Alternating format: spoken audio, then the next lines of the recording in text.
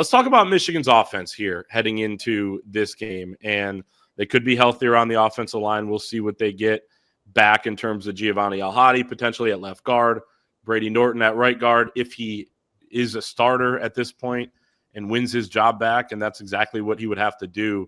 Grant Newsom said it, I think, last week, and Sharon Moore said it again this week as well. Jake Guarnera stepping in for him may have earned that job full time. So we'll see there. The number one storyline when it comes to Wisconsin is that number one ranked rush defense. They've allowed only 50 yards on the ground per game. They also haven't, really played anyone with a great rush offense, and that includes Alabama, which is at 108th in the country right now in rushing yards per game. Maryland is 122nd. Miami, Ohio is 96th. Middle Tennessee State is 133rd. Still love that basketball program they have. But so you haven't been tested all that much. You've also faced the second fewest rush attempts per game. But Steve Kasula, Michigan's co-offensive coordinator, did say on Wednesday that you turn on the tape and they are a good run defense. The stats, it's not some stat that you look at and then you watch the tape and you're like, oh, that doesn't line up at all. And I tend to agree with him, having watched the Alabama game and the Maryland game. It's solid, but they also, like I said, are facing fewer rush attempts, and there's a lot of opportunity through the air, I think, for these quarterbacks. Ty Simpson for Alabama went off and just caught fire, and Alabama said, we're just not running anymore. There's no point. We're getting 15 yards every time we drop back. And Malik Washington, the true freshman at Maryland, did the same thing. So I told you guys this, what was it, on last week's show, that I made the bold prediction in our magazine that Bryce Underwood gets to 300 yards in one of the next two games, either this or the USC game. Could happen in this one because the pass defense, the secondary, is not very good. But I still think Michigan is going to want to be able to test itself and say, okay, can we run the ball against the front? That is better than Nebraska. That is better than CMU as they continue to try to build up that run game.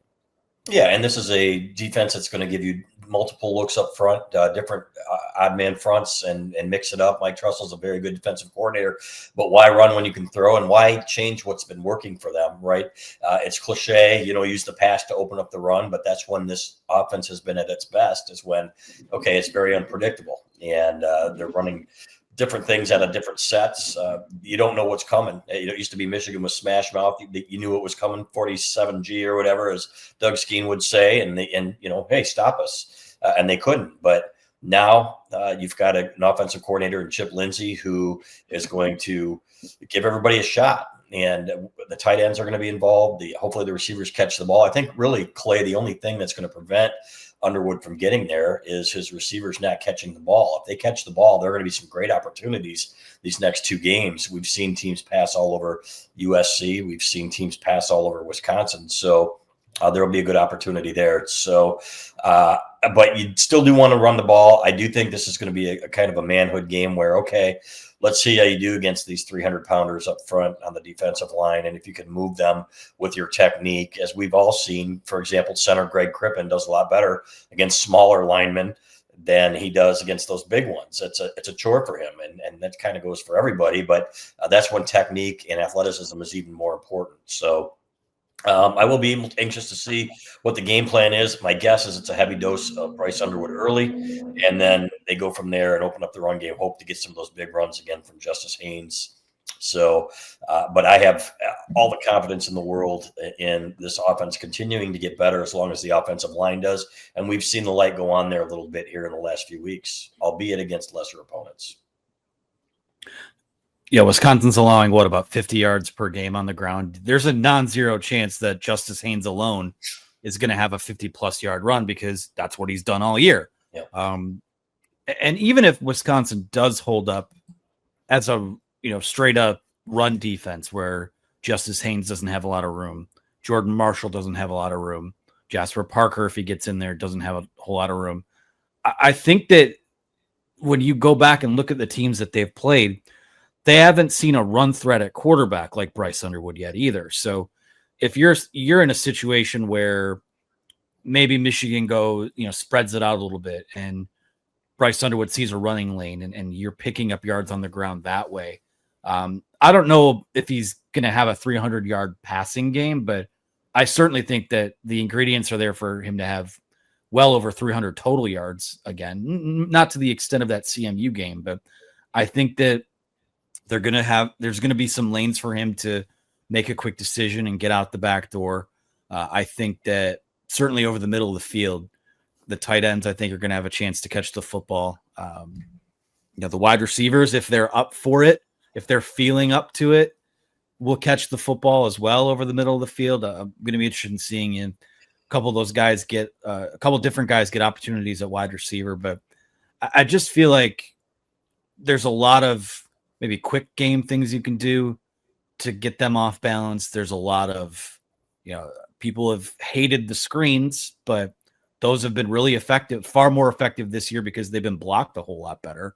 The ball's coming out quicker from the quarterback position. So it's not a name your score type of game, and it's not an offensive game plan that's going to lend itself to, running all over them to the tune of 250, 300 yards. But I feel like when push comes to shove, and even if this is somewhat competitive, they will be able to lean on their backs, lean on their run game. And, just with the body language you've seen from Wisconsin players, I think break them by the time the day is over. Over under 150 rushing, guys. I'd go over on that. I would take the over. If Bryce Underwood's going to run a little bit, I think the over hits. Yeah, I think that's going to be right around 150, 175, and I think that'll be a really nice day for them, especially with the passing yardage I expect them to put up. Yeah, that would be good. Like, you don't have to go for 286. You don't have to go for 310 or whatever it was against Central Michigan every single week. But when you're playing a defense that's better, if you can have that type of success on the ground and, get some yardage through the air against a team that's susceptible to allowing that, play in their zone and just kind of getting picked apart like they have, then I think that would be a good day for this offense. Anthony, you mentioned a couple things I was going to hit on too, because I noted this watching Wisconsin, their last two games. They're in the low red zone there. Alabama has the ball. It's 3rd and 3 from the 4. They run up the middle, get stuffed. Then they run a sweep out to wide receiver Jeremy Bernard for a touchdown. They get to the edge. They're able to beat them out there. Same thing. Maryland gets a pick down to the 5. They run up the middle, get a couple yards, and then they run the quarterback, Malik Washington, on a read option. Like, Michigan can find different ways to get those runs that they need them in crucial situations in this game, I think, with the quarterback, especially when the field condenses in the red zone, or maybe on a jet sweep or something like that, or even those quick passes like you mentioned out into the flat and just kind of like they look like a good defense, strong defense, big defense in the interior, 9 defensive tackles at 300+ pounds, and they rotate a lot up front, but they don't look particularly fast, I would say, and I think Michigan could have the edge there.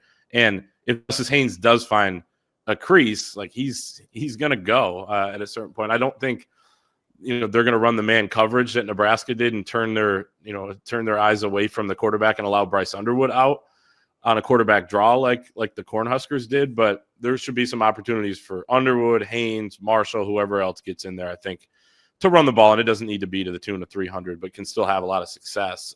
They do have a couple good edge rushers. I think Mason Reiger with I think he has 17 pressures on the year. That's tied for the 4th most in the Big Ten, couple sacks. They rotate a lot of guys through there as well. So Michigan will have to protect Bryce Underwood if they're going to have success through the air. But anything else on this offense? No, let's go to the defense. I would just say quickly, I think it's a pretty big test in terms of Chip Lindsey, putting in a offense that can be multiple and kind of zig when a defense zags, so to speak. So I'd love to see that this weekend. And I don't want to see any interference here. Let him do his thing, right? Make his adjustments. You don't need too many cooks in the kitchen here. Chip Lindsey's a good coordinator. Don't dumb it down if things don't start going the way you want to, because things that you are trying to do in the 1st and 2nd quarter plays, you're setting up for 3rd and 4th quarter plays that are going to be successful. So that's what I want to see. Yeah, and first game with Sharon Moore back on the sideline, so we'll see how it goes. They certainly took a step forward offensively the last 2 with Chip Lindsey, running the show, and Biff Poggi there. So we shall see.